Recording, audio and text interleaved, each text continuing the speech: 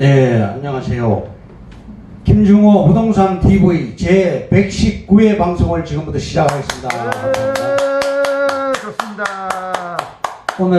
오늘 주제는 1억으로 10억 버는 비결을 알려드리도록 하겠습니다. 우선 부동산 신정보를 말씀드립니다. 이번 긴 장마가 완전히 기록적인 장마였습니다. 69년 만의 기록입니다. 50일 동안 장마가 계속되는데 6월 24일부터 8월 12일까지 50일간 계속되었고 8월 16일 날 장마가 종료될 것으로 예상됩니다. 역대 최장기간 장마로 인하여 섬진강 유역에 피해가 많이 발생했습니다. 다음, 유동자금이 시중에 많이 떠들고 있습니다. 현금 자산이 무려 2,300조가 있습니다. 우리나라 국가 예산 4년 내지 5년치가 유동자금입니다. 많은 현금 자산으로 무엇을 할 건지 판단을 못하고 있습니다. 다음, 보이스피싱을 주의해야 되겠습니다. 택배 배송 예정이라는 문자에 낚여서 무려 피해 금액이 26억이었습니다. 보이스피싱 최고액을 기록했습니다. 다음, 토지 보상에 대해서 말씀드리겠습니다. 산업단지인데요. 광명유통산업단지가 금년도 11월부터 보상이 나갑니다. 광명시형 테크노밸리의 일반 산업단지와 첨단 산업단지 외 8천억 원이 지금 보상 중입니다. 그리고 학원 공공택지 지구가 총 5,280세대가 들어가게 되는데 2020년 5월 27일자로 국토부에 최종 승인이 났습니다. 땅은 지금 현재의 쓰임이 중요하지가 않습니다. 현재 용도가 중요한 것이 아니고 개발 계획이 중요한 것입니다. 개발지는 비어있는 농업진흥지구와 임야에 들어가게 됩니다. 예를 들면 평택 고덕지구, 현덕지구, 용인 역북지구, 원주 봉화산지구, 충주 기업도시, 인천 계양지구 등입니다. 수도권도 제3기 신도시가 지금 들어가는데 비어있는 곳에 거점으로 들어갑니다. 그 땅들은 활용을 못한 그러한 땅이었습니다. 부동산의 삼성법칙에 대해서 말씀드리겠습니다. 신설 역세권 등 SOC 사업에는 333의 법칙이 있습니다. 개발 확정 발표 서류로 공고문이 떨어질 때 3배, 착공 단계에서 또 3배, 완공 단계에서 3배, 이렇게 상승함으로써 총 27배가 올라가게 됩니다. 와, 27배. 아파트하고는 다르죠. 네. 지가 상승의 법칙이 있는데 1단계는 소문 단계, 2단계는 개발 확정 발표, 3단계는 착공 단계, 4단계는 완공 단계, 5단계는 입주 단계. 로또 1등에 당첨되고 싶은데 로또를 사지도 않으면서 당첨을 바라는 것은 꿈과 같다고 할 수 있겠죠. 위에 거론한 10배 상승하는 땅은 개발 호재가 있는 곳의 땅의 경우를 이야기하며 그 땅이 임야나 농지일 때 더 큰 수익을 얻을 수가 있는 것입니다. 최근 한국경제신문 기사를 보면 2020년 8월 9일 날 기사입니다. 이덕수 한화생명 부동산 전문가의 주장이 나왔습니다. 삼성역, 광명역 일대 교통 호재로 더 오를 것이다, 이런 기사가 나왔습니다. 삼성역은 6개 철도 노선이 계획되어 있고 대기업들 본사들도 집중되고 있는 추세입니다. 그리고 착공 완공 단계에서 집값은 많이 오를 것입니다. 광명역 인근도 신안산선 등 여의도 유동인구의 유입이 기대되고 있습니다. 신안산선은 일자리가 많은 역, 즉 안산, 영등포, 여의도, 그리고 구로 디지털역 등 4개 역을 통과하게 됩니다. 그만큼 일자리가 많은 것을 통과하니까 좋은 것이죠. 서울 삼성역, 경기 광명시와 일산 대공역 등 아직 이슈가 남은 지역이 정부 규제와 별도로 더 오를 것입니다. 따라서 삼성역 일대는 도심 공항터미널 및 환승터미널도 설치되면서 대기업 본사들이 집중되는 그런 추세입니다. 착공 또는 완공 단계에서 다시 집값이 오를 수 있다는 것입니다. 광명시도 지하철 1호선과 KTX 광명역에 이어서 월곶 판교선과 신안산선이 앞으로 개통됩니다. 아파트나 또는 토지가 한 단계 더 오르려면 일자리가 있어야 합니다. 맞습니다.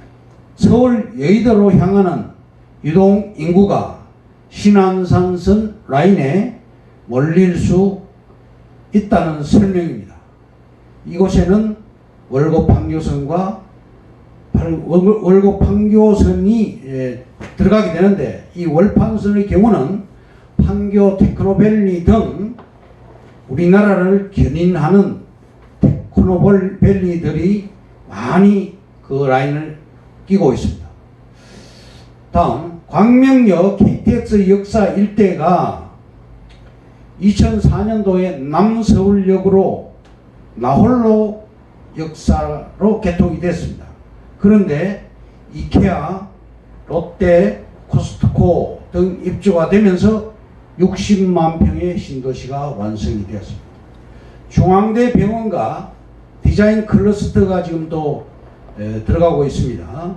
내년도에 이제 완공이 되는데, 신안산선 외에 전철 2개가 추가되면서 쿼드러플 역이 됩니다. 광명시형 또 박달 테크노밸리 200만 평의 일자리가 무려 26만 5천 개가 생기게 되고, 유동 인구가 증가되면서 인구가 광명역으로 집중됩니다.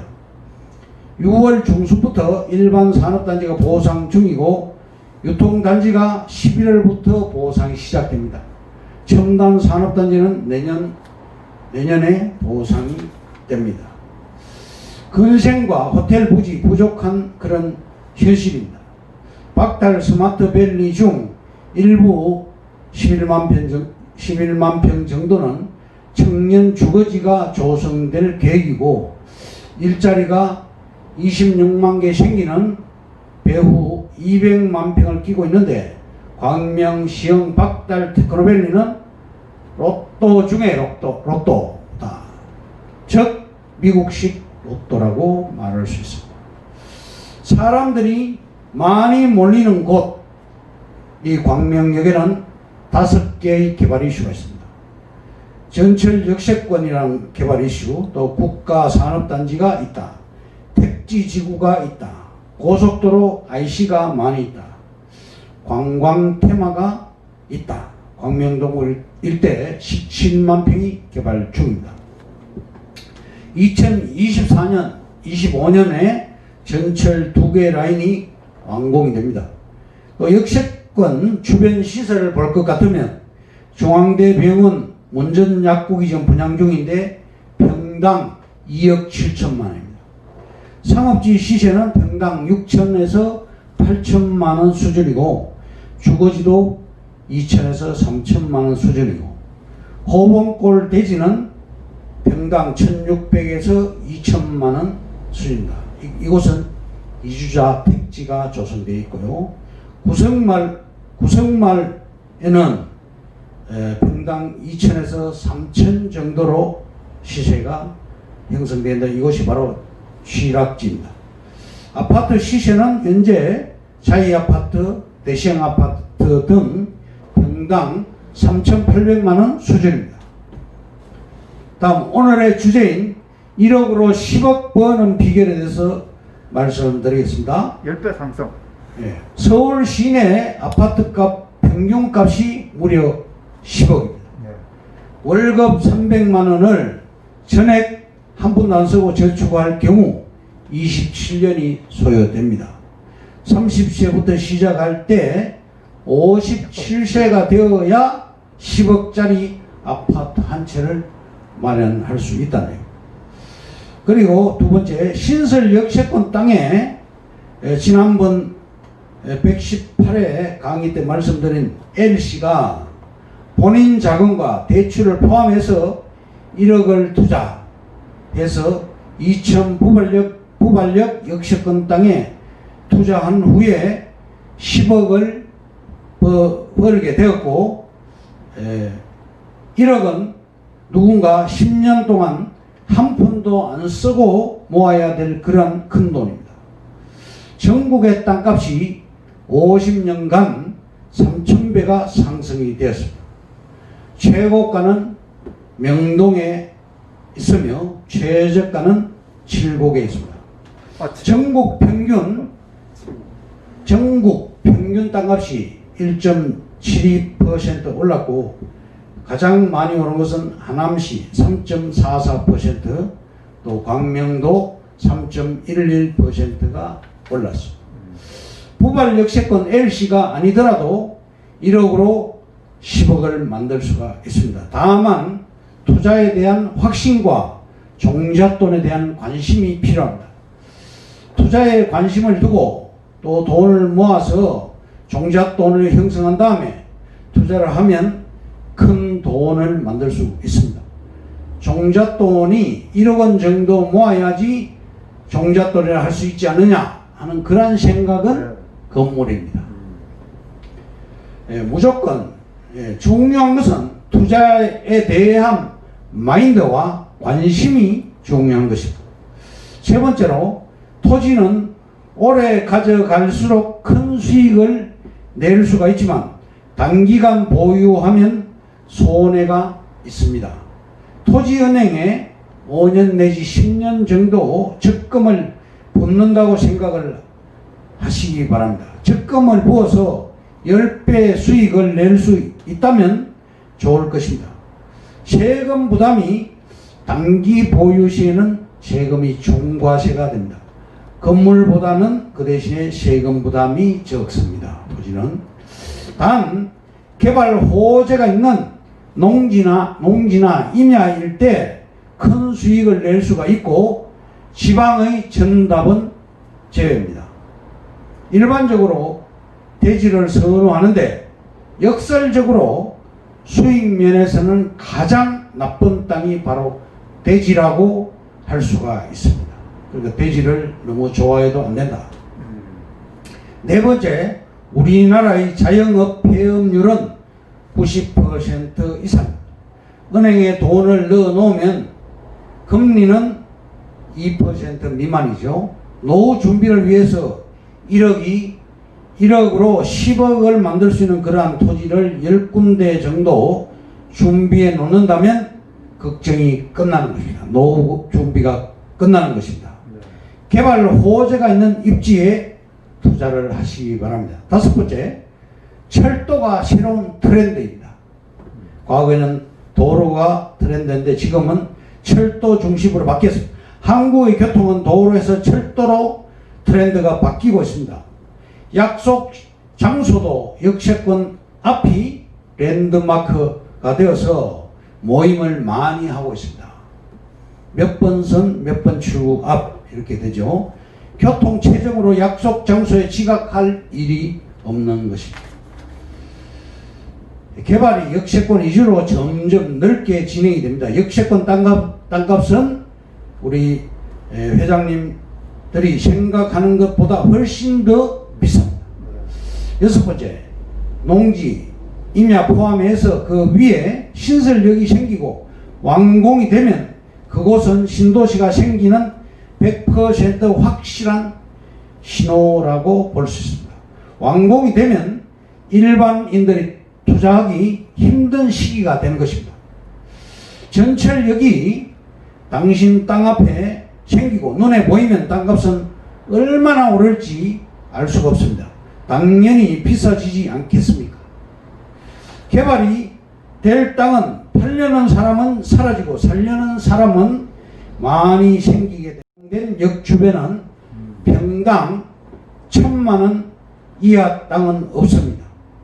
그 땅값은 점점 올라가게 됩니다. 일곱 번째, 토지 투자는 100점 불패입니다. 매년 국가에서 공시지가를 발표하는데 공시지가는 매년 가격이 올라갑니다. 50년간 무려 3,000배가 상승이 되었습니다. 토지를 사는 것은 손해가 없습니다. 미래를 위한 수익형 부동산으로 토지를 선택하고 그 중에서도 역세권 토지를 선택했다면 당신의 땅값은 내려갈 일은 없을 것입니다. 건물이 신축될 것이고 향후 50년간 계속 올라가기만 할 것입니다. 역세권은 사람들이 많이 모이는 곳이므로 내가 그 땅에 아무런 행위를 안 해도 내 땅 옆에 건물이 올라가고 또 매도를 한다면 키높이 현상으로 저절로 올라가는 겁니다. 사고자 하는 건설사도 많아지게 됩니다. 건축 시 수익을 많이 낼 수 있기 때문입니다.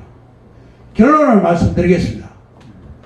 역세권 토지의 가격은 매년 오르고 있으며 그 가격은 전국의 어떤 역세권이든 평당 1,000만 원 이상이 되고 그 이하는 없습니다. 역세권에 상가 또는 아파트가 들어서는데 역세권이 아닌 지역과는 엄청난 차이를 보입니다. 서울 강남역 기준 1시간 이내 남쪽 또는 남서쪽에 투자를 하시면 좋겠습니다. 강남 불패, 역세권 불패를 기억하시기 바랍니다. 이것으로 제119회 김종호 부동산 TV 방송을 마치겠습니다. 감사합니다. 김종호였습니다.